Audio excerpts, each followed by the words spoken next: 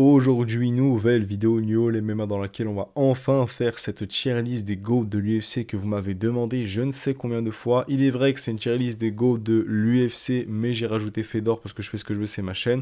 Voilà la tier list, le GOAT, les 3 kings, les GOAT de haut niveau, les GOAT moyens et les GOAT faibles, et la fraude. Parce que parmi tous ces combattants, il y en a un qui pour moi est une fraude, son palmarès est clairement éclaté. Je vous expliquerai pourquoi. Mais du coup, pourquoi est-ce que je fais cette tier list? Parce que vous me l'avez demandé je ne sais combien de fois. Et d'où viennent tous les combattants qui sont en bas? J'ai pris littéralement le top 20 de Tapologie. Voilà, je pense que vous connaissez tous le site Tapologie. J'ai juste pris leur top 20 et je vais le mettre à ma sauce. On commence avec Peter Yan. Pour moi, Peter Yan, ça passe dans les high goats. Pourquoi? Parce que déjà, il faut dire la vérité, il a gagné contre tous les bantamweight haut niveau à part Omar Nurmagomedov, mais tu regardes les meilleurs bantamweight actuels, bon, Sean O'Malley, c'est écrit qu'il est parmi les meilleurs, mais en réalité il ne l'est pas, mais tu regardes le combat contre O'Malley, c'est un vol, il a clairement gagné. Il a gagné le rematch contre Merab. Il a gagné contre, comment il s'appelle déjà, Cory Sandhagen. Il a gagné contre Song Yadong. Le seul actuellement très très haut niveau qui n'a pas battu, c'est Omar Nurmagomedov. Donc on attend de voir ce combat. Mais maintenant qu'on a vu ses victoires les plus importantes, d'ailleurs on peut aussi parler de celle contre José Aldo, même si pour moi c'est pas une victoire incroyable, vu que Aldo était clairement plus vieux. Le truc qu'il faut comprendre avec Peter Yan, c'est que pourquoi est-ce que les gens le mettent si bas, tu vois, parce que les gens, la plupart, ils le mettent là, tu vois, low GOAT. Mais pourquoi est-ce que Peter Yan est mis si bas chez les GOAT de l'UFC? Parce qu'il a 5 défaites en carrière, si je me souviens bien. Sauf que la réalité, c'est que si tu regardes les défaites, Sean O'Malley, c'est un vol. Il n'a jamais perdu contre Sean O'Malley. On est tous d'accord, à part si vous n'avez pas de cerveau, j'en ai rien à faire, qu'il a gagné le combat contre Sean O'Malley. Tu regardes le combat contre Merab.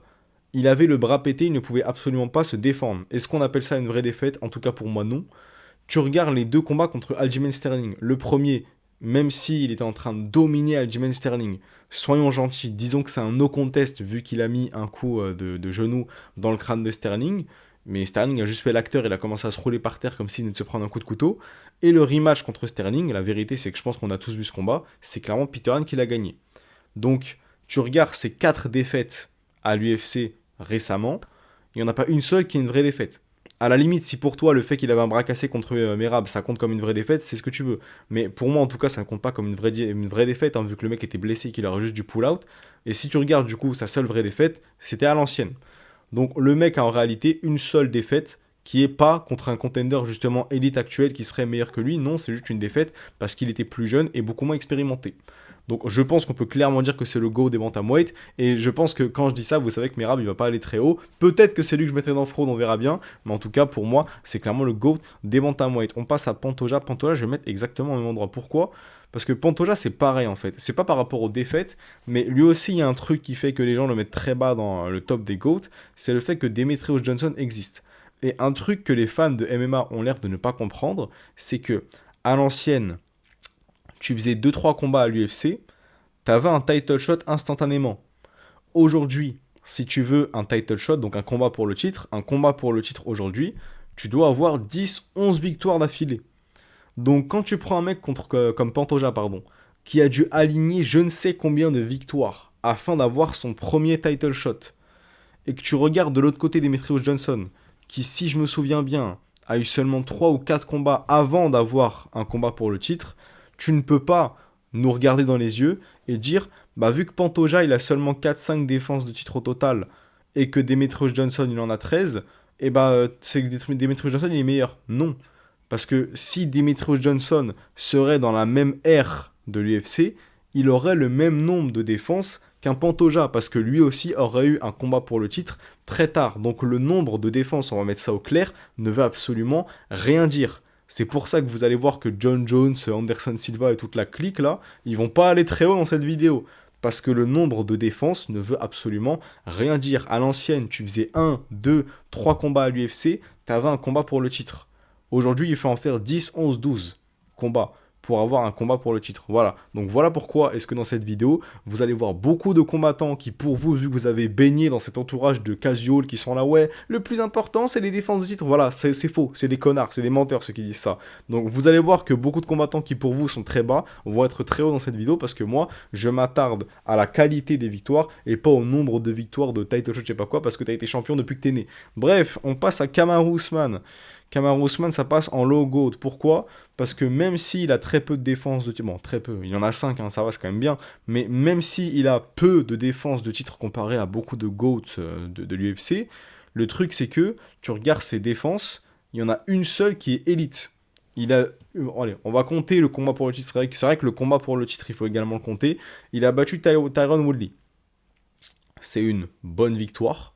Ensuite, Colby Covington et Masvidal, c'est des bonnes victoires. À la limite, si tu veux, Covington dans le premier combat, tu peux dire que c'est une très bonne victoire.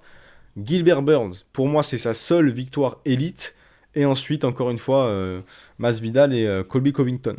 Donc, il a une seule défense qu'on pourrait qualifier de élite et le reste, c'est des bonnes défenses.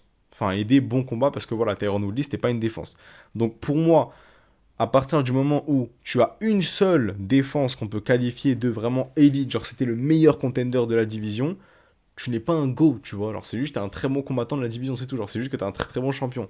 Mais c'est pour ça que je le mets dans low GOAT et qu'il n'ira pas plus haut, tu vois. C'est pas comme un Pantoja qui a roulé sur tous les meilleurs contenders de la division. C'est pas comme un Peter Yan qui a battu tous les meilleurs contenders de la division, à part Omar parce qu'il n'a pas eu le combat. Mais là c'est vraiment juste, en gros j'ai combattu deux mecs bons et je les ai combattus deux fois.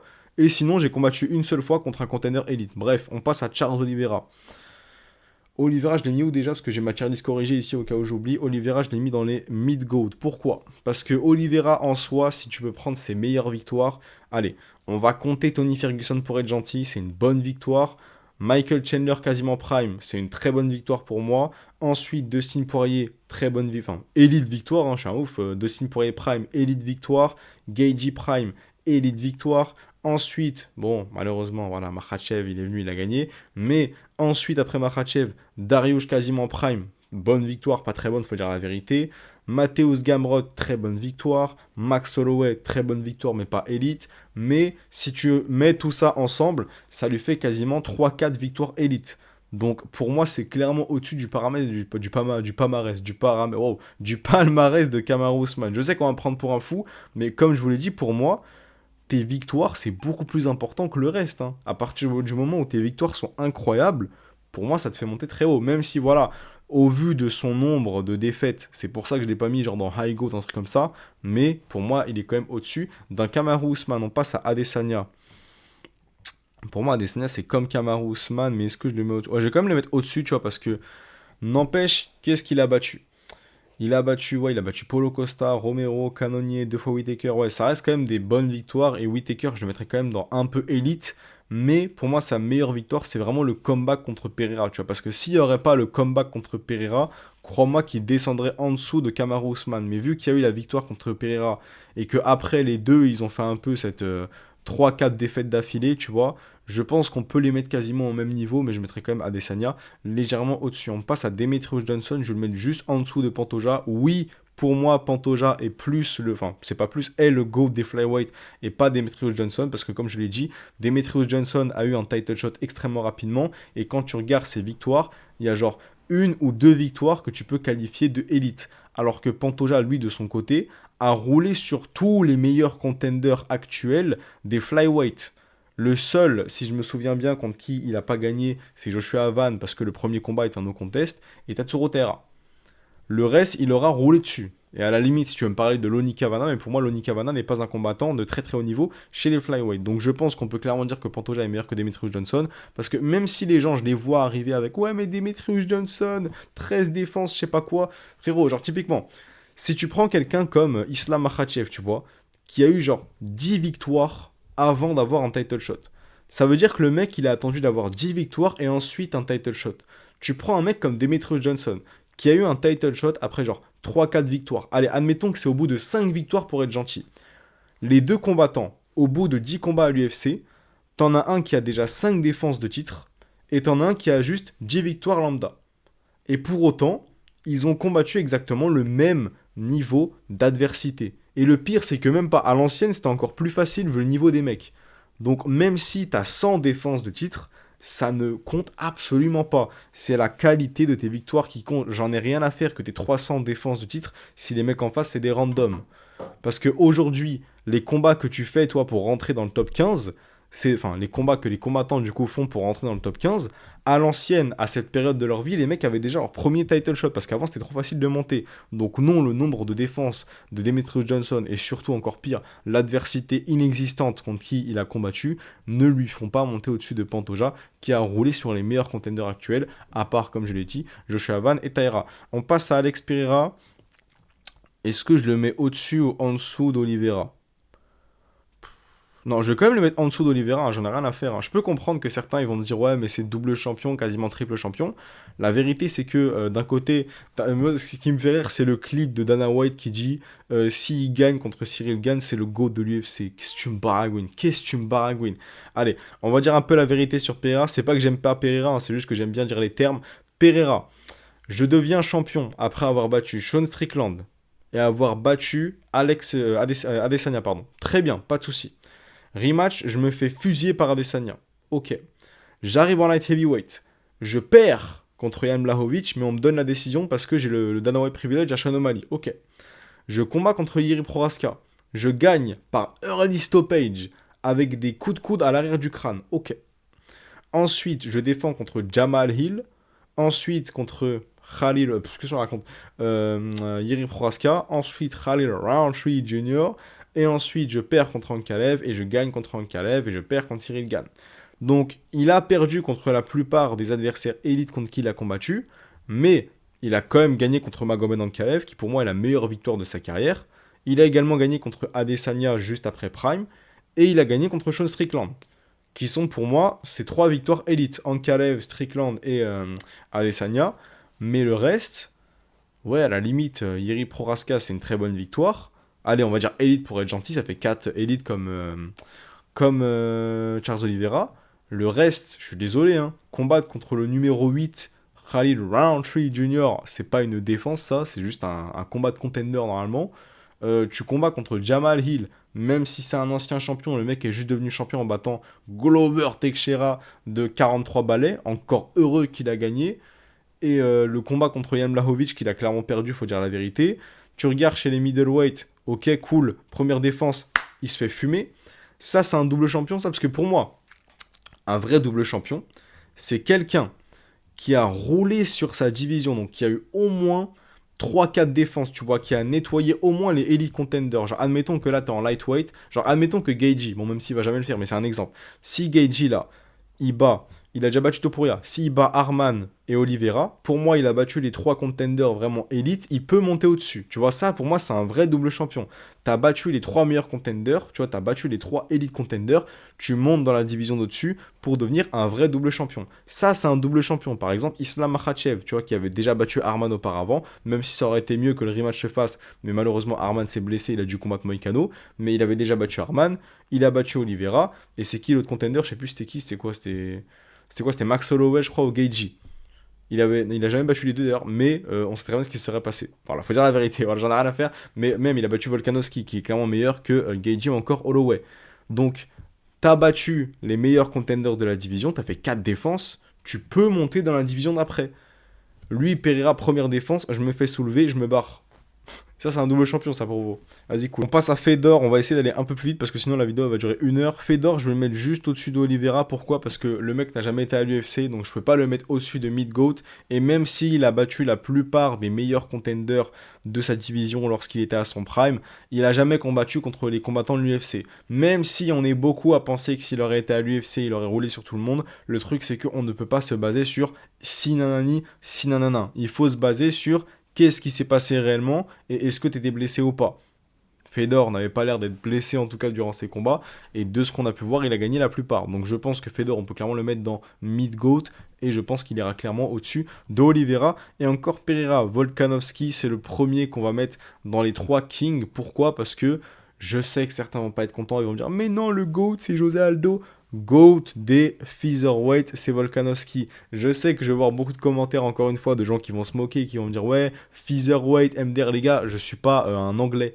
Donc dire featherweight, c'est compliqué pour moi. Featherweight, je sais pas comment ça se dit. Moi, j'ai pas envie de dire featherweight, je sais pas quoi. Moi, je dis featherweight. Voilà, Mr. Featherweight, personne va rien faire. Voilà, j'en ai rien à faire. Ici, c'est la France. Bon, bref, featherweight, voilà le GOAT des featherweight, Alexander Volkanovski. Même si certains vont me dire que c'est Max Holloway, que c'est José Aldo, je pense que j'ai pas besoin de débattre, hein. Tu regardes le nombre de victoires dans les combats pour le titre, tu regardes la qualité de ses victoires comparée à celle de José Aldo, ou encore, wow, j'ai montré GSP, de José Aldo, ou encore de Holloway, je pense que Volkanovski est clairement le king des featherweight, et au vu de son nombre de victoires et de la qualité des victoires qui est meilleure justement que Peter Yan, tu vois, encore au Pantoja. C'est pour ça que lui, je le mets dans les 3 kings et pas dans les high goats. On passe à Stipe Miocic. Moi, je l'avais mis où déjà? Ouais, je vais le mettre juste au-dessus de Fedor. Pourquoi? Parce que bah, c'est juste le GOAT des heavyweights à l'UFC. Et je pense que rien que les combats contre Daniel Cormier ou encore Ngannou, ça foudroie la carrière de Fedor. Voilà, je peux comprendre que beaucoup aiment bien Fedor, mais au vu des victoires qu'a réussi à avoir Stipe Miocic, je pense que rien que une ou deux victoires, genre extrêmement élite contre des GOAT, ça te fait passer au-dessus de quelqu'un qui n'a jamais été à l'UFC et qui, même s'il a combattu contre des très très bons combattants, n'a jamais combattu contre des combattants du gabarit d'un Ngannou encore, d'un Daniel Cormier. On passe à Ilia Topuria. Je vais le mettre juste au milieu des deux en vrai, hein. Tu vois, même si, il faut dire la vérité, hein, il a seulement 3 victoires élites, ça reste 3 victoires contre des GOAT, hein. Une victoire contre Volkanovski par KO, Holloway par KO, Oliveira par KO. Maintenant, faut dire la vérité, Oliveira il a un menton éclaté, Holloway venait juste de redescendre des lightweight vers les featherweight, et Volkanovski venait juste de se prendre un KO contre Makhachev, donc oui il a été extrêmement chanceux, mais après ça c'est pas sa faute, tu vois, donc je suis obligé de le mettre quand même dans mid-goat. Si je prends en compte sa chance, bah dans ce cas là oui je le mets dans fraude, hein, parce que la réalité c'est que les 3 victoires elles sont un petit peu cheloues, tu vois, Volkanovski qui vient de se prendre un KO contre Makhachev, pourquoi il a fait ça? Holloway qui venait de redescendre des lightweight, pourquoi il a fait ça? Oliveira qui a un menton éclaté, pourquoi il a foncé en striking, tu vois, mais je vais pas juste prendre la chance en compte, il faut dire la vérité, il a juste été meilleur, et c'est pour ça que je vais le mettre entre Fedor et Miocic. Holloway. Allez, on va le mettre juste au-dessus d'Adesanya.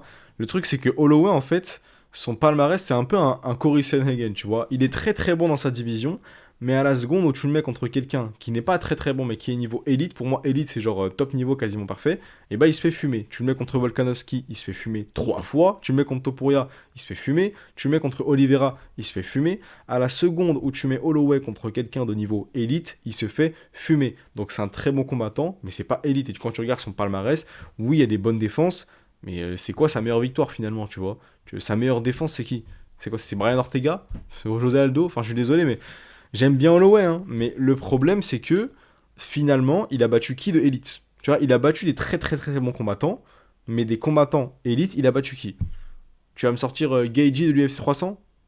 Je considère pas ça élite, hein, je considère ça comme un vieux Gaethje personnellement, tu vois.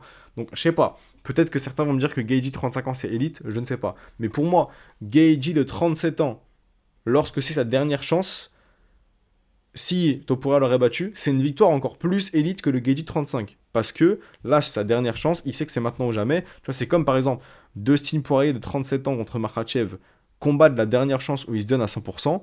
Pour moi, c'est une meilleure victoire que le Dustin Poirier qui a combattu Oliveira, tu vois. Même si on va me prendre pour un fond, on va dire que je dis ça parce que c'est Makhachev, mais vous savez que j'aime pas Topuria. Pour autant, je vous le dis, hein, si Topuria aurait battu un Gaethje de 37 ans, étant donné que Gaethje c'est la dernière chance, c'est maintenant ou jamais, j'aurais dit que c'est une meilleure victoire que le Gaethje de 35 ans que Holloway a battu. Bref, on passe à Khabib. Khabib. Je vais le mettre juste en dessous de Demetrius Johnson. Pourquoi? Parce que Khabib, en fait, le truc, c'est que il a dû avoir 10 victoires avant d'avoir son premier title shot, si je me souviens bien. Mais parmi les 10 victoires qu'il a eu, il y a qui? Voilà, il y a quoi? Il y a Barboza, très bon combattant, le reste, on s'endort. Et sinon, après, oui, t'as Gaethje Prime, Poirier Prime, McGregor quasiment Prime, donc c'est quand même 3 victoires élites. Mais est-ce que 3 victoires élites et une très bonne victoire, et une bonne victoire, allez, à Quinta, ça fait passer au-dessus d'un Demetrius Johnson ou d'un Pantoja? Absolument pas. Anderson Silva, allez, on va le mettre là, on va le mettre au-dessus, on va le mettre au-dessus de tout cela quand même. Il a un bon palmarès, tu vois. On va dire que Chael Sonnen, c'est des victoires élites, on va être gentil. Mais voilà, c'est tout. Le reste, la plupart de ses défenses, elles sont pas très ouf, quoi. Il a vraiment combattu contre des randoms un petit peu en termes de niveau. Et le pire, c'est vraiment la fin, l'enchaînement de défaites, le fait de combattre jusqu'à je ne sais quel âge. C'est vraiment pas très intelligent, tu vois. Et du coup, ça le fait descendre extrêmement bas dans les GOAT. Et surtout, il ne faut pas oublier que c'est un énorme tricheur qui a utilisé des stéroïdes. Donc pour moi, il part ici. Merab, Vous l'attendiez, Merab. Vous voulez que je parle de Merab. Oui, oui, c'est Merab que je mets dans fraude. J'en ai rien à faire. Je sais que là, il y en a qui vont prendre la conclusion de tu n'aimes pas Merab, donc c'est pour ça que tu l'as mis dans fraude. Non. Laissez-moi vous expliquer. Même si je kifferais Merab, je l'aurais mis dans fraude. Pourquoi?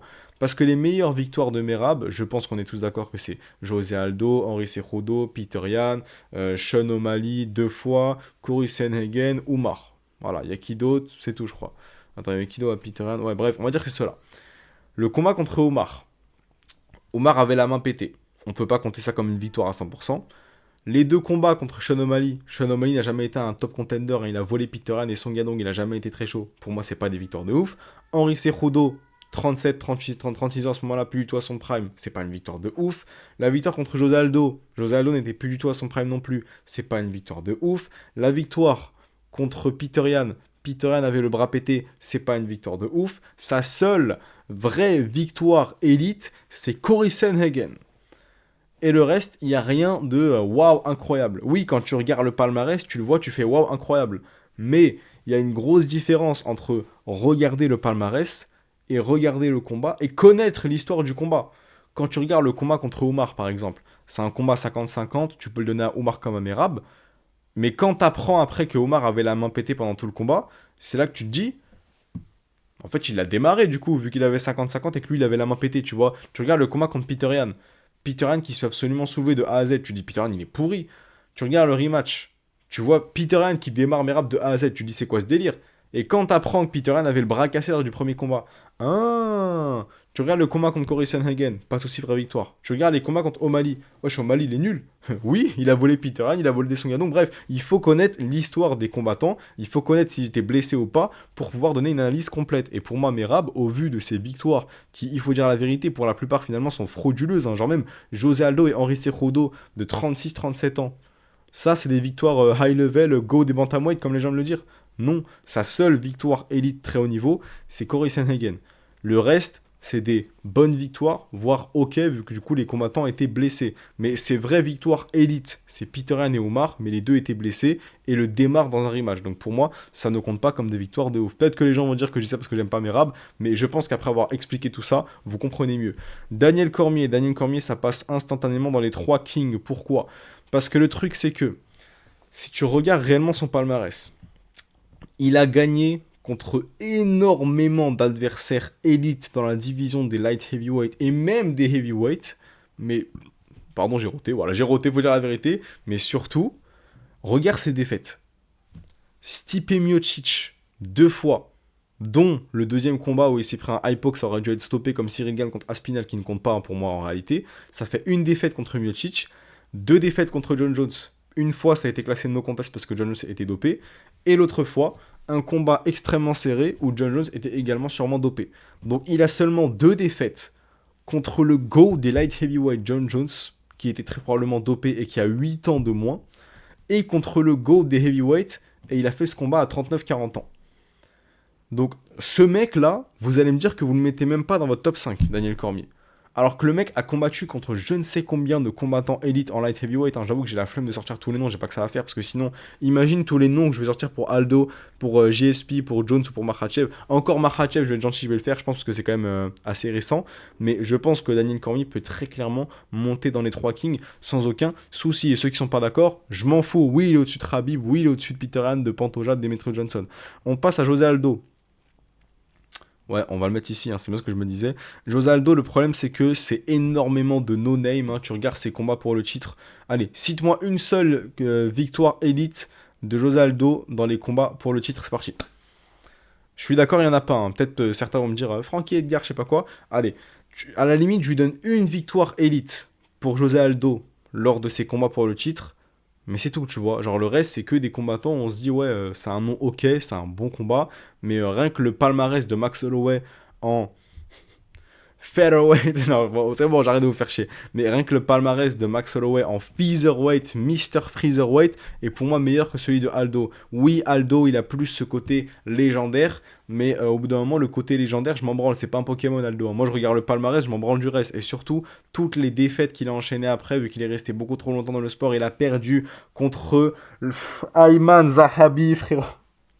Il a perdu contre Ayman Zahabi, s'il te plaît, frère. Mais en vrai, il a pas perdu. On a tous vu l'UFC 315, on a tous regardé l'UFC 315, et nous sommes tous d'accord pour dire qu'il n'a pas perdu contre Ayman Zahabi et qu'il a clairement gagné ce combat. Et c'est d'ailleurs pour ça que beaucoup de personnes détestent Ayman Zahabi alors que c'est un bon de ouf. On passe à John Jones. Ah là, les gens, ils vont pas être contents.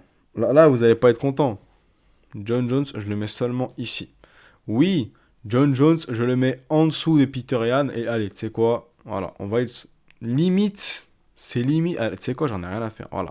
Oui, John Jones, je le mets en dessous de Khabib. Pourquoi? Laissez-moi m'expliquer. Déjà, parlons de quelque chose qui pour moi est très important. C'est l'état d'esprit du GOAT.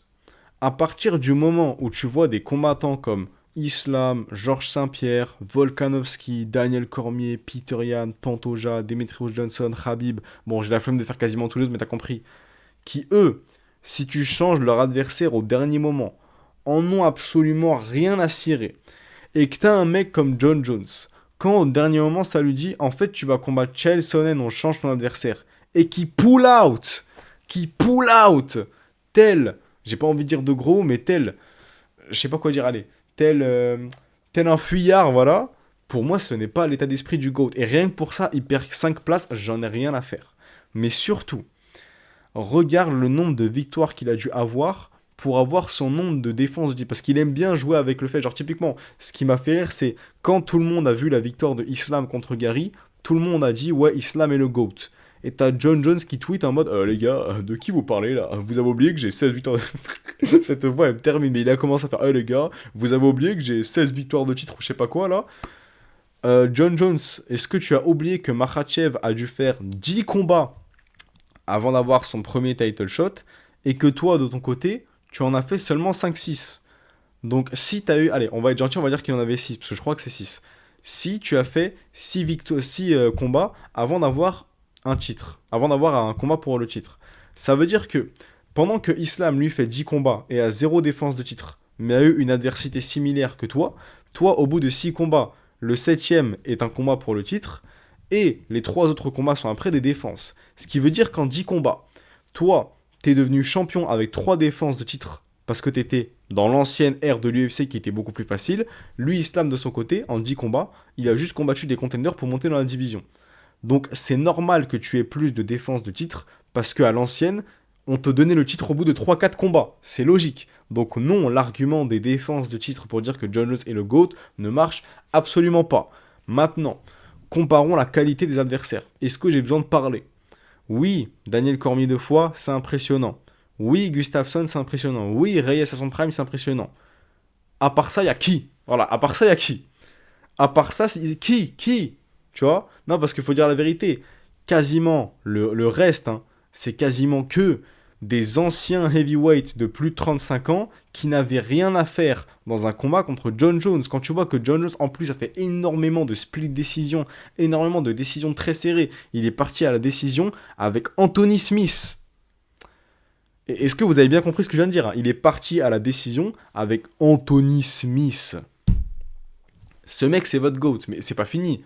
N'oublions pas que c'est un énorme tricheur qui, même avec 8 ans de moins que Daniel Cormier, a dû se mettre des piqûres dans les fesses. Et c'est pas seulement contre Daniel Cormier qu'il a dû le faire, hein. Il a dû pull-up de je ne sais combien de combats. Et le nombre de fois où il a pop pour stéroïdes, ce mec est le plus gros tricheur de l'histoire de l'UFC. Donc même si en termes de défense, je devrais potentiellement le mettre dans les 3 kings s'il n'aurait pas triché, je suis obligé de le mettre dans les high goats en dessous de tout cela parce que triche plus des victoires beaucoup trop serrées qui en réalité sont des vols. Tu regardes contre Gustafsson le premier combat, tu regardes contre Reyes, mais également un truc qu'il faut soulever, il a fui contre 3 combattants. Je pense qu'on est tous au courant que l'année dernière, il a fui contre Aspinal. L'année dernière et 2024, il a fui de Aspinal, ça on le sait tous. Même en 2023 d'ailleurs, parce que Aspinal, s'il me souviens bien, est devenu champion intérimaire fin 2023. Donc le mec pendant 2 ans a fui Thomas Aspinal.